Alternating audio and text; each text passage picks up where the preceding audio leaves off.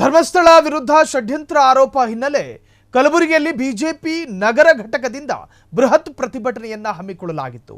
ನಗರದ ಎಸ್ವಿಪಿ ವೃತ್ತದಿಂದ ಜಿಲ್ಲಾಧಿಕಾರಿ ಕಚೇರಿಯವರೆಗೆ ಪ್ರತಿಭಟನೆ ನಡೆಸಿದ ಬಿಜೆಪಿ ಕಾರ್ಯಕರ್ತರು ಷಡ್ಯಂತ್ರ ಮಾಡಿದವರ ವಿರುದ್ಧ ಆಕ್ರೋಶ ಮತ್ತು ಘೋಷಣೆಯನ್ನ ಕೂಗಿದ್ದಾರೆ. ಈ ಪ್ರಕರಣದಲ್ಲಿ ಷಡ್ಯಂತ್ರ ಮಾಡಿದವರ ವಿರುದ್ಧ ಕೂಡಲೇ ಕ್ರಮ ಕೈಗೊಳ್ಳುವಂತೆ ಆಗ್ರಹ ಮತ್ತು ಆಕ್ರೋಶ ವ್ಯಕ್ತವಾಗಿದೆ.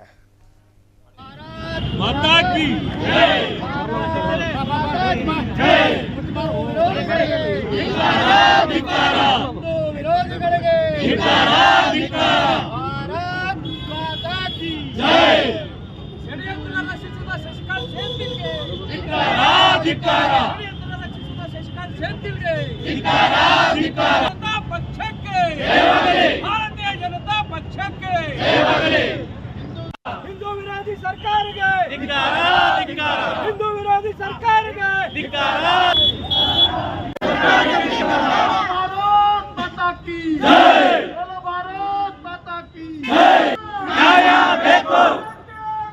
ಕ್ಷಣ ಕ್ಷಣದ ಸುದ್ದಿಗಳಿಗಾಗಿ ಫ್ರೀಡಂ ಟಿವಿ ಸಬ್ಸ್ಕ್ರೈಬ್ ಮಾಡಿ, ಲೈಕ್ ಮಾಡಿ ಹಾಗೂ ಫಾಲೋ ಮಾಡಿ. ಹೊಸ ಸುದ್ದಿಗಳ ನೋಟಿಫಿಕೇಶನ್ಗಾಗಿ ಬೆಲ್ ಐಕಾನ್ ಮೇಲೆ ಕ್ಲಿಕ್ ಮಾಡಿ.